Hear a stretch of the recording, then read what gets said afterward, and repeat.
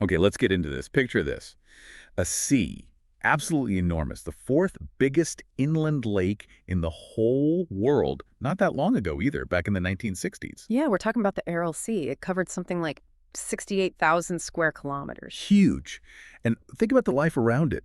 Bustling ports like Moynac, you have fishing boats everywhere, hauling in sturgeon, flounder. It was a whole ecosystem, a whole way of life. It really was a vibrant place. But then you look at it today, or even, satellite images from last year. It's shocking, isn't it? It's almost unrecognizable, that huge sea. It shrunk dramatically, broken up into these sad little remnant lakes.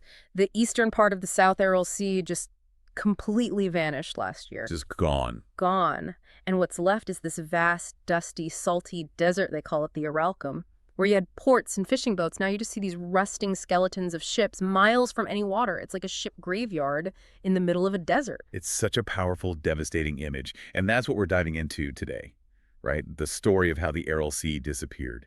Exactly. It's a story about, well, ambition, maybe misplaced ambition, and the massive environmental cost, and how it completely devastated a specific region, Karakalpakstan. So we're going to unpack how this happened, who it affected most, and I suppose what we can learn from it all. Yeah, and to really get it, you need to first appreciate what the Aral was. Not just its size, the fourth largest, but what it supported. That fishing industry we mentioned. Precisely. It wasn't just fishing. It was the heart of communities like Moynac in Karakalpakstan. It meant jobs, food, culture. Everything revolved around the sea. So how does something that fundamental, that massive, just dry up? What kicked it all off? Well, the main driver goes back to the Soviet Union in the 1960s. There was this huge push, a grand plan, really, to transform Central Asia into a massive cotton producer. White gold, they called it. Cotton needs a lot of water, though, especially in dry areas. An incredible amount. And the Soviet planners decided where that water would come from. The two major rivers that fed the Aral Sea. The Amu Darya and the Sur Darya. Yeah. The sea's lifelines. Exactly. So they embarked on these enormous irrigation projects, building huge networks of canals. The goal was simple, but the consequences were catastrophic. Take the water from the rivers and send it to the cotton fields instead of letting it flow naturally to the Aral Sea. Starving the sea. Completely starving it. And when you talk about these diversions, there's one project that really stands out. Which one's that? The Karakum Canal, mostly in Turkmenistan. It's a key part of this whole water redirection scheme, an incredible feat of engineering in its own right, but How big are we talking? it stretches 1,375 kilometers. Just think about that length. It snakes right across the Turkmen desert. Wow, 1,375 kilometers. That's enormous. What did that do to the rivers? It had a massive impact, especially on the Amu Darya. The canal was specifically designed to take a huge chunk of its water. We're talking about Soviet-era plans. There was this thing called Protocol 566 from the 80s. Some kind of water allocation agreement. Sort of, yeah. Moscow basically set quotas for how much water each Soviet republic could take. And under those rules, the Karakum Canal was set to divert something like 12 to 15 cubic kilometers of Amu Darya water every single year. 12 to 15 cubic kilometers. Annually. Annually. And here's a crucial point. When the Soviet Union collapsed in 91, the new countries, Turkmenistan, Uzbekistan, they actually agreed to keep using those same quotas. So the system just carried on, even after independence. Pretty much. They inherited the infrastructure and the rules. And for Turkmenistan, look, this water was transformational. It let them turn huge swaths of desert into farmland. Right. It fueled urban growth, especially around Ashgabat, the capital city famous for all its white marble buildings now. That growth was partly fueled by this diverted water. It created jobs in rural areas, boosted their cotton and textile industries. So from their perspective, it was a success, development-wise. Economically, yes, you could argue that.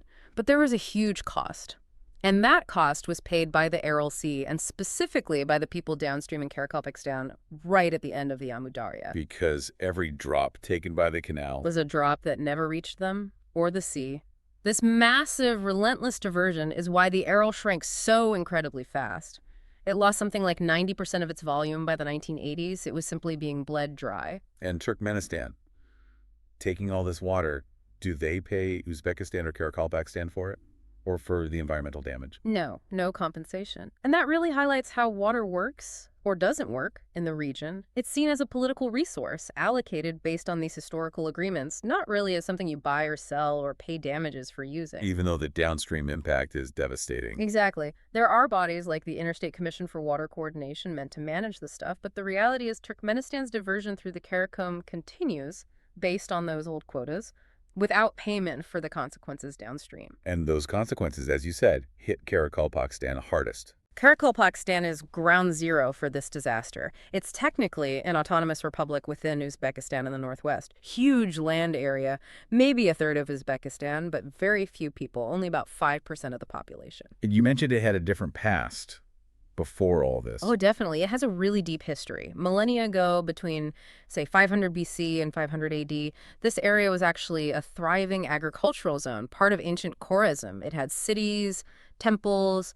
It wasn't always this marginal place. It was connected to the river delta, to the life the river brought. A stark contrast to today. Yeah. What's it like now? No, well, it's consistently one of Uzbekistan's poorest regions, just completely overwhelmed by the fallout from the Aral's collapse. The consequences are everywhere. Like the fishing towns. Yeah, towns like Moynak used to be right on the coast, a busy port. Now it's stranded. The shoreline is 150 kilometers away. 150 kilometers. That's unbelievable. Imagine your whole town, your whole economy based on the sea, and then the sea just disappears over the horizon. You're left with rusting boats in the sand. And the sand itself, the exposed seabed. That's dangerous, isn't it? It's incredibly dangerous. Millions of tons of seabed are now exposed, and it's not just salt. It's laced with toxic chemicals from decades of agricultural runoff upstream. All those pesticides and fertilizers used on the cotton fields, they washed down the rivers and settled on the Aral's floor. So now they're just sitting there exposed. Exactly. And when the wind blows, which it does fiercely, it creates these massive toxic dust storms. The Aralkum Desert kicks up this dust. And it's not just dust. No, it's salt, pesticides, chemicals, all blowing across the region. It contaminates what little farmland is left, the air people breathe, and crucially, their drinking water sources, which are already scarce. People are living under this constant chemical assault. Which leads to health problems, I assume. Serious ones. Extremely serious, a full-blown health crisis. You see huge rates of respiratory diseases, obviously, from the dust. Various cancers. I mean, the figures for esophageal cancer are terrifying, something like 25 times the global average. 25. Yeah. And high rates of birth defects, problems with drug-resistant tuberculosis. It's just devastating. The environment itself is toxic. And what about mothers and children? They're hit particularly hard. Maternal mortality is way higher than the rest of Uzbekistan, maybe 4 times higher. Infant mortality, 3 times worse. Just getting clean drinking water is a daily battle. There was a quote you mentioned earlier. Yeah, from a Karakalpak novelist, Tulipbergen Kitebergenov, writing way back in 1993. He said, "The water we drink, the earth we walk on, are all poisoned with chemicals. People fall ill with hitherto unknown diseases and die." And that was decades ago. The situation hasn't fundamentally changed for many. So you have the environmental collapse, the health crisis. What about the economy? Well, the mainstay's fishing, a lot of the farming just vanished. So you have massive unemployment. People have had to leave. They become environmental migrants. Where do they go? Many move within Uzbekistan towards Tashkent, the capital. Others go abroad, often to Russia, seeking work, any work, often low paid, facing difficult conditions. It's a real drain on Karakalpakstan. And then there's that other really grim story about an island. Yes. Vozrozdanya Island. It used to be an island in the middle of the Aral Sea, but it was also, secretly, a major Soviet biological weapons testing site. Biological weapons, what kind? They worked with incredibly dangerous pathogens there, anthrax, smallpox, even plague. And as the sea level dropped... The island wasn't an island anymore. Exactly. It became connected to the mainland, part of this expanding toxic desert. Now, there was a U.S.-led cleanup effort in 2002 trying to neutralize some of the worst stuff, like anthrax spores. But concerns remain, and worryingly, you still hear reports of sporadic plague outbreaks in the wider region. It's another dark shadow hanging over the area. It feels like this is so much more than just an environmental story. The politics seem deeply intertwined. Oh, absolutely. Karakalpakstan is officially autonomous, but in reality, Tashkent holds most of the cards, especially regarding resources and big decisions. This lack of real control, combined with the sheer scale of the suffering, it breeds resentment, a feeling of being abandoned or marginalized. And that boiled over recently, didn't it? It did. In July 2022, there were major protests in Nukus, the Karakalpak capital. It was directly sparked by proposed changes to Uzbekistan's constitution that people felt would strip away their autonomous status. How did the government react? There was a harsh crackdown. Officially, 18 people were killed, hundreds injured. President Mirziyoyev did eventually back down on those specific constitutional changes, promising to preserve the region's status. But the violence really exposed the deep anger and desperation linked to decades of neglect and environmental disaster. It really shows how environmental issues can fuel political unrest. Definitely. It brings to mind that quote from Farhana Sultana about water access revealing power dynamics. Who gets clean water, who doesn't? It tells you a lot about who holds power and who's marginalized. Karakalpakstan's water crisis is inseparable from its political situation. And, while we focus on the Karakum Canal's impact, it's important to remember Uzbekistan's own cotton industry is also a massive water user, growing heavily from the Amu Darya. It sounds incredibly bleak. Are there any signs of hope? Anything positive happening? There are glimmers. It's not uniform, and the challenges are still immense. But yes, if you look north to the Kazakh side of the Aral, What happened there? Kazakhstan, with World Bank help, built a big dam, the Karakalpakstan Dam, back in 2005. It basically separates the smaller North Aral Sea from the larger, mostly dried up South Aral. What were the aim? To trap the water coming down the Sirdarya River, which mostly flows through Kazakhstan, and keep it in that northern basin. Stop it spreading out and evaporating in the vast southern basin. Did it work? For the North Aral, yes, remarkably well. Water levels raised significantly, salinity dropped, fish started coming back native species. Really? Yeah, and towns like Aralsk, which used to be a major port and ended up miles from the water, well, the water's creeping back. It's maybe only 15 kilometers away now. There's even a small-scale revival of the fishing industry there. It shows that focused intervention can make a difference, at least locally. That's actually amazing news for that part. But what about the south in Karakalpakstan? Can they do something similar? Unfortunately, the outlook for the South Aral, which is mostly in Uzbekistan, is much, much tougher. It's generally considered too large, too far gone to refill in the same way. Why is that? Several reasons. Uzbekistan still depends heavily on cotton, which means continued high water withdrawals from the Amu Darya. Plus, the Amu Darya itself is carrying much less water than it used to. Less than 10% of its historic flow actually reaches the Aral Delta area now. And climate change must be playing a role too. Absolutely. The glaciers in the mountains upstream, in Kyrgyzstan and Tajikistan that feed these rivers, they're shrinking because of global warming. That means less meltwater, less water in the rivers overall, especially in the long term. It just adds another layer of difficulty. And getting all the countries in the region to agree on water use sounds tricky. It's a huge challenge. Regional cooperation is vital, but it's complex. You have organizations like International Fund for Saving the Aral Sea, IFAS, trying to coordinate things, but progress is often slow. National interests often clash. Especially with upstream countries. Right. Kyrgyzstan and Tajikistan have plans for big hydropowered dams on the upper reaches of the rivers. They need the electricity, but those dams could potentially hold back even more water from flowing downstream to Uzbekistan, Turkmenistan, and the Aral region. And all the while, Turkmenistan's Karakum Canal keeps diverting that huge amount of water from the Amu Darya. Still, you mentioned resilience in Karakalpakstan itself.